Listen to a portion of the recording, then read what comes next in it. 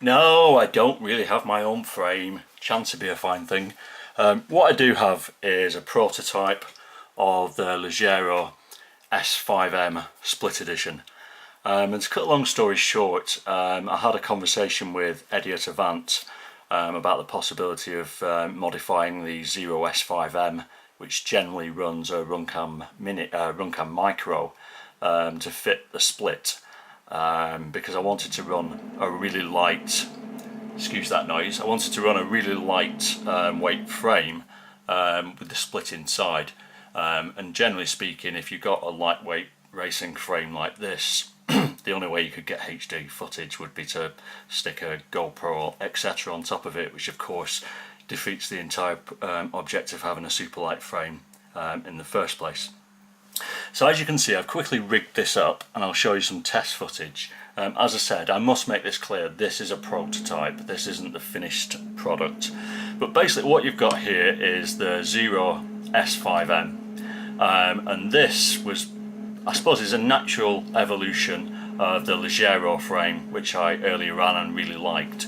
So basically it's been slimmed down even more, the top plate's been narrowed off, just to shave even more weight off it. And in its current state, it weighs, I think, 62 grams or possibly 63 grams, but either way, ridiculously light and a good 6 or 7 grams lighter than the Xero S5.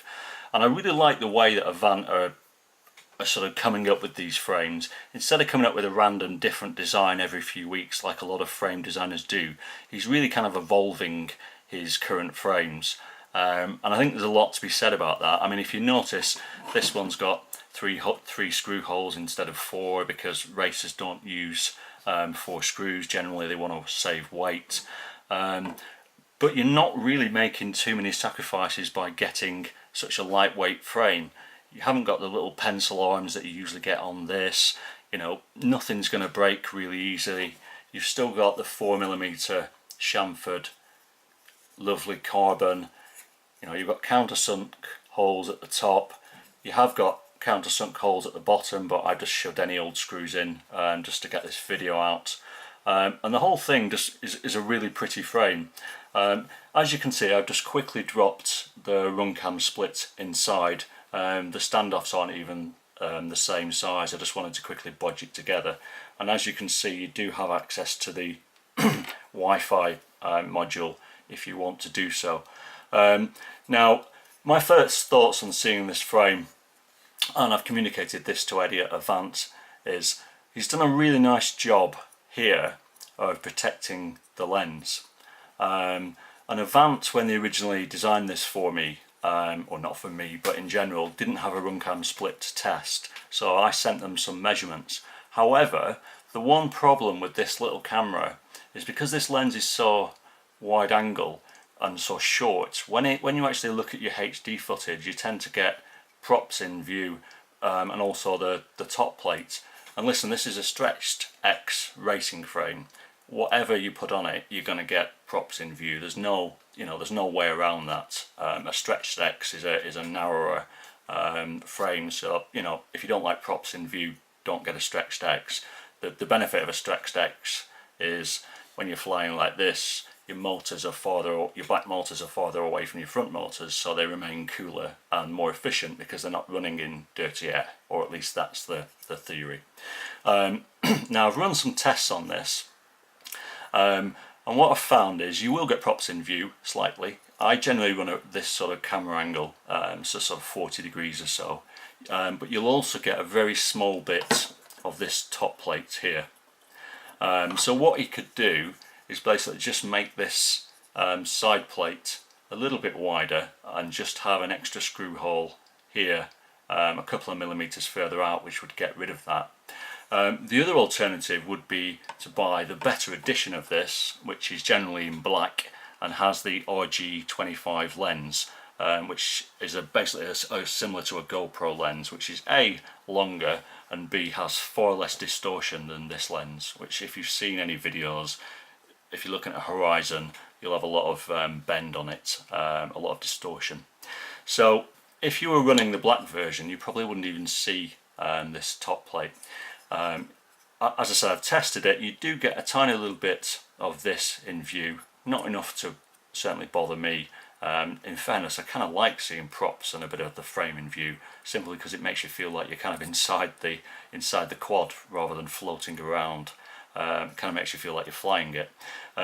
Now the run cam split does have different viewing angles. So you've got wide, medium and narrow. And on the narrow setting you don't see these at all. But anyway, I'm just going to show you 3 clips. The first one is with a wide angle, second one is medium, and the third is narrow. And obviously you can make your mind up, but my plan for this little guy is to make it as lightweight as I can really get away with. I really like this frame. I'm a big fan of Avant frames, full stop, and I hope Eddie doesn't mind me showing you the early prototype of this. So yeah, any questions, let me know. In terms of the run cam split, there's tons of reviews out there. If you're a GoPro snob, you won't like the quality. If you're not a GoPro snob, the quality is amazing. Bearing in mind an FPV camera would generally cost you about 30 quid, and you're getting the ability to run HD footage for an extra, what, 27 quid, which is unbelievable value. And for my mind, the quality is absolutely fine for, you know, the type of flying that I do. And if you're a racer and you're concerned about the latency on this camera, which tends to come up as well, listen, I'm not a racer, I'm not a world's best pilot, I'm an awful pilot, and I generally just have fun flying and try and improve. I haven't noticed any latency whatsoever. So, you know, if you're trying to shave 0.2 seconds off your best lap time on a course, maybe it'll be an issue for you. But having read some racers who have used it, they're saying that their lap times are exactly the same. They just have to concentrate a bit more. So make your own mind up, give it a try, don't give it a try, whatever.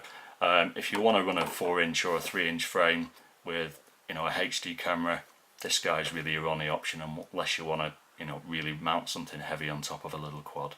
So hope that was useful. Look out for this frame. As I said, it comes in, well, it will come in 2 versions, the split version and the micro, Runcam micro or Foxy and micro camera version.